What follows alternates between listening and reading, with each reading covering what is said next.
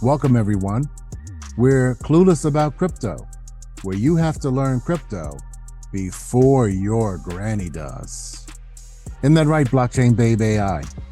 Yes, that is. Alrighty, I'm Crypto Pedro. We have Blockchain Babe AI, and you're gonna love this. You're gonna get to see some real charts. You're gonna see a comparison between ETFs and the actual cryptocurrency Bitcoin. So we're going to be highlighting VanEck Bitcoin Trust, which is an ETF. ETF means Exchange Traded Fund. It is not the actual virtual crypto itself, but it's an exchange based on crypto, the cryptocurrency Bitcoin, and it trades like a stock. So it's like a fund, except this fund only has one asset, and that is Bitcoin itself, and that's all. We call these single entity exchange traded funds because there's only one asset in it, and that's Bitcoin. I hope everybody got that. If you didn't, put it in the comments and hit us up and say, hey, explain that some more. We'll do more videos because we want to ensure. What is that saying you always say, Blockchain Babe AI? You don't want them stuck in what? I don't want them stuck in confusion. That's right. So, Blockchain Babe, you want to take it away? Yeah. All right. So let me just be perfectly honest. I have been very biased about any Bitcoin ETF because I rather invest directly into Bitcoin. But I did make a little discovery. So we got this ETF right here, which is HODL. That's the ticker symbol, HODL. And right now it's at $78.28. Right now the stock market is closed, right? Oops. So had you invested in this ETF last month, you would have made 10.99% interest on your money. So that means that your money would have grew with this Bitcoin ETF, right? So let me show you right here. 10.99%. Now let me go ahead and show you the year to date. So hold on for a second. Now let's go to the year to date right here. All right. So look at the year to date. That means that if you would have invested in this Bitcoin ETF, starting from January to today, your money would have made 41.81% interest on your money. 41% interest. But I have to show you something. I'm a numbers girl. So this asset right here, HODL, is actually doing better than some of the other stocks. Okay. So let me show you this right here. All right, hold on for a second. All right, so right here we have the Bitcoin chart. Had you invested in Bitcoin last month, you'd be up 11.13%. And had you invested starting from January to today, you would have made 57.04% on your money. So what I did is I wrote this out so that we can compare. So you mean to tell me if you would have invested in the Bitcoin ETF HODL, HODL, last month, the Bitcoin ETF made 10.99%, while Bitcoin last month, if you would have invested last month, would have made you 11.13%. So that's about, 14% less? So if you would have invested in the Bitcoin ETF in the stock market, you only would have missed out on just 14%. I mean, not 14%. You would have missed out on 0.14%. That's nothing. That's neck and neck right there. Yep, it's true. So, exactly. So with you, if you would have invested January to today in the Bitcoin ETF, HODL, HODL, then you would have made 41.81% interest on your money. But then look at Bitcoin right there. You would have yielded in Bitcoin 57.04%. That is shocking and that is astonishing, to be honest with you. I'm appalled. What do you think? What do you think?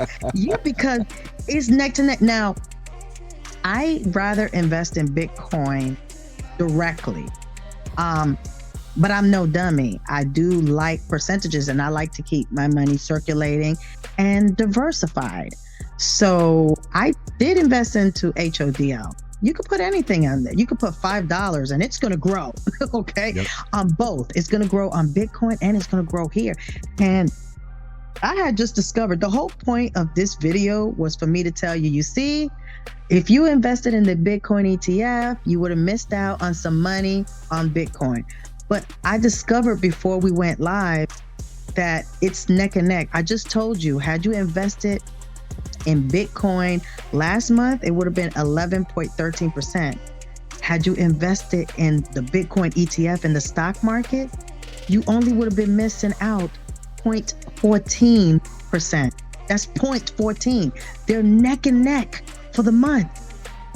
That's crazy. What do you think?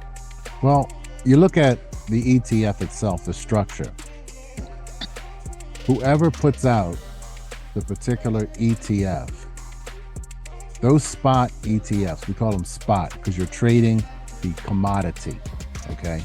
And Bitcoin is, for all intents and purposes, because it's proof of work, that's something that beginners can look up, and we can talk about that more on other broadcasts.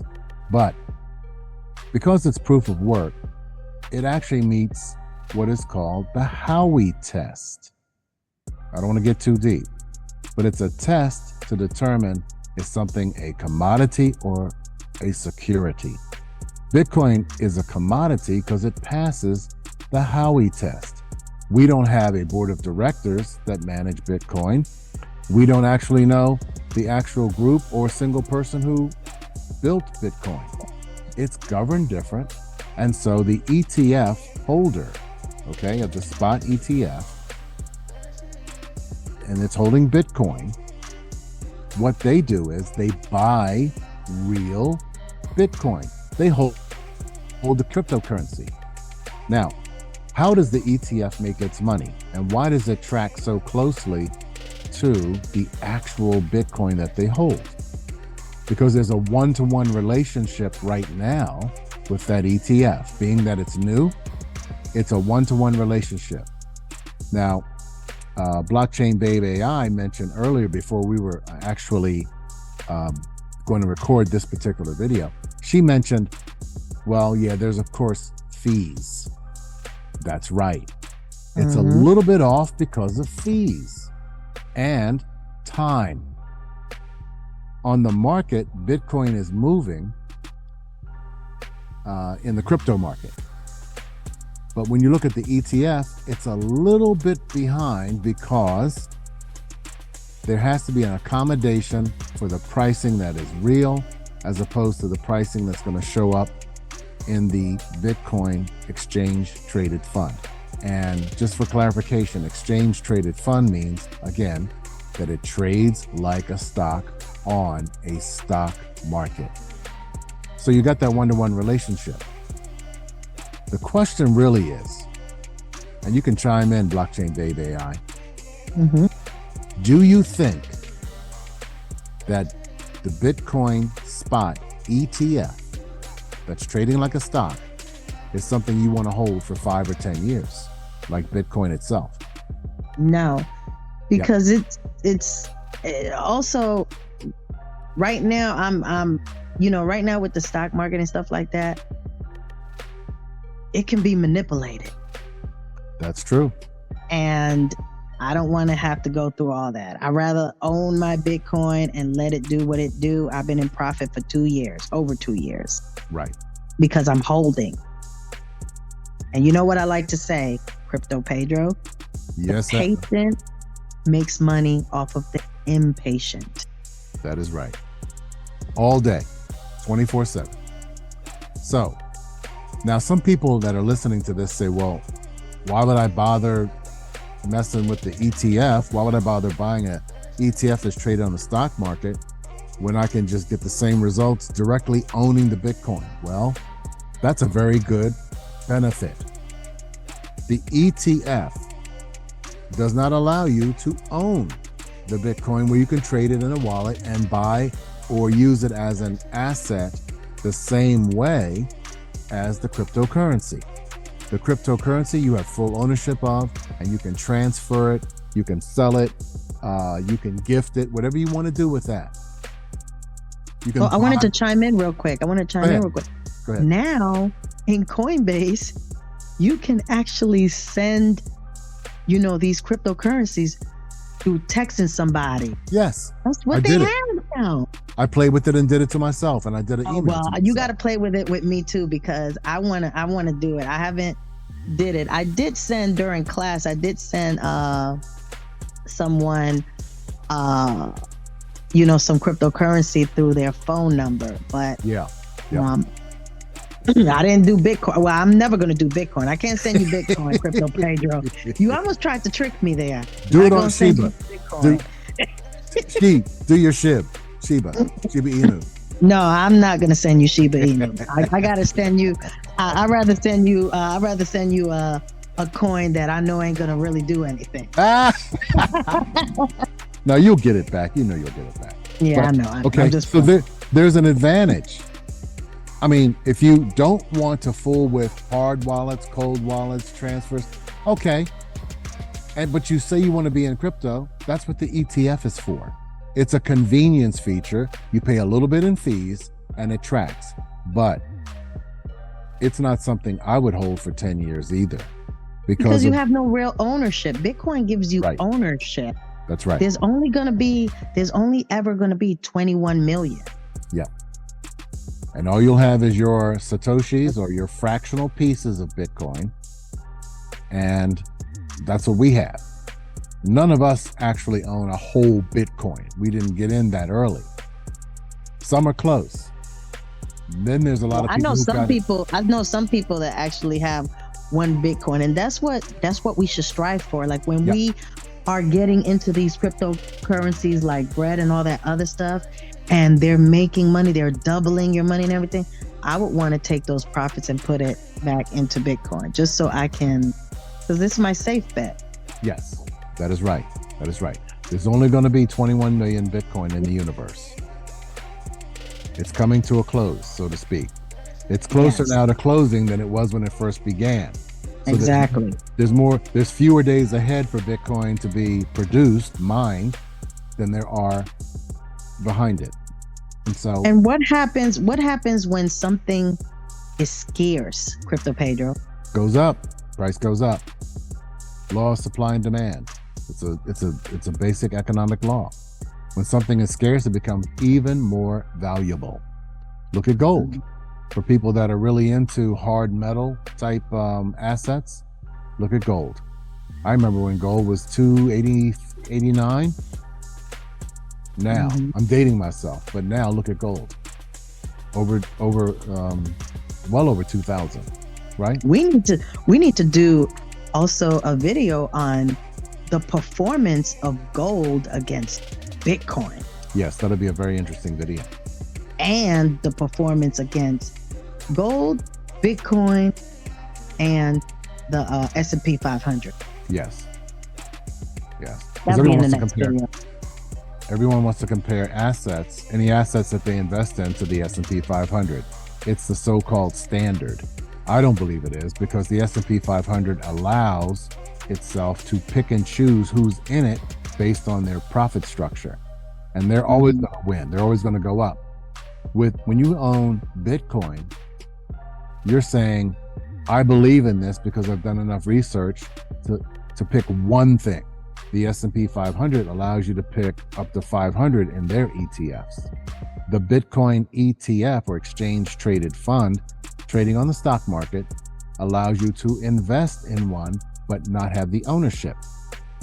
Now, the market is designed, okay, to allow market makers to set pricing as well. Will the Bitcoin ETF always maintain its one-to-one almost relationship, or will it slowly start to gravitate? And could the spot Bitcoin ETF be shorted by naked shorters or hedge funds or other market makers? So what do you mean by, for our beginners, what do you mean by shorted? It means, you know how you're told to either do one or two things in the market. You can go long, which is bullish, which means you believe the price will go up, or you can be bearish or short the market, or do strategies to anticipate the market going down, and you make money both ways. I know that can blow some people's minds if they're a beginner, because we're typically geared toward the market going up or something going up and becoming more valuable, and then we can sell at a certain point. But you can actually make money in the market by shorting the market or using structures in the market like option strategies to pay you as the market goes in a downward direction. Well, there are large funds that actually hedge their other holdings by shorting other commodities, other stocks. And the Bitcoin ETF can be subject to that. And so, because single stock ETFs are regulated differently than just regular plain old stocks, the borrowing that's done between broker to broker is different, and it can allow for this ETF to drop in its price, and at some point it may become, and we use this term and we can explain it later, but untethered, so to speak. Right now we look at Bitcoin, the cryptocurrency, and Bitcoin, the ETF that trades like a stock on the stock market, as being somewhat tethered. That's what Blockchain Babe AI just discovered. They're somewhat tethered. You may hear that term tethered with USDT or USDC. And those are coins that function on a one-to-one basis, more or less, with the US dollar. And so we're saying that maybe in 5 years, 2 years, 5 years, 10 years, the Bitcoin ETF may become untethered or lose the one-to-one relationship, and you might not get exactly the same results as she found out today. Yeah, and while you were talking, I just thought about something. This also already beat the S&P 500, I believe. Oh yeah. Yeah. Well, we can show that. Like you said, that's an easy video for later, because people have to understand what their competition is and actually who their competition is, so to speak, and make good comparisons. Because when someone says, well, Bitcoin is garbage, it's trash, well, then prove it. It matches up well with the returns for the S&P 500, which is a so-called standard. It matches up well, we'll show that, with gold. Why is this any different? Yep, it left the S&P 500 in the dust, and it also left gold in the dust. There you go. So. Yeah, and the fact is, the S&P 500, it's a lot of people like to invest in it because it's a diversification of a lot of 500 stocks in a basket. But look at what you want. I'm a numbers girl, and I'm just still in shock that, look at these numbers right here. You could have made 41.81% interest on your money. And that's any money you put on it. Just because this is $78 does not mean that you have to put $78. You can put $5, you can put $1, and it's going to grow. And that's since January. Yes, since January. Because guess what, everyone? What y'all didn't know, for the people that are still skeptical, Bitcoin made history by entering the stock market. Yeah. You see the rich folks getting in on going to the SEC and trying to get their Bitcoin ETFs approved. You gotta wake up. You kind of can't turn a side eye and still sit there and think that Bitcoin is not real or Bitcoin is, a scam. It's not, because if the rich folks they're ahead of you. If you're not in Bitcoin, they're ahead of you. They figured out that this is making money, and they're like, oh no, we want our own Bitcoin ETF. And I think there's 11 Bitcoin ETFs in the stock market. And then guess what? Another cryptocurrency made history. It was Ethereum. Yep. So, yeah, that's crazy. Yep. So we're going to make more videos, more content. We're going to take some of this content and we're going to actually chop it up into smaller bite-sized type newsreels, shorts as they call them on YouTube, but on other platforms they're reels and things of that nature, and we can help you know more about what you're investing in and what you should be investing in. Yeah. But if there's no further comment, I think we can call this one a wrap. Yeah. All right, so Thank this you. is Crypto Pedro and Blockchain Babe AI. We thank you for your time. Bye.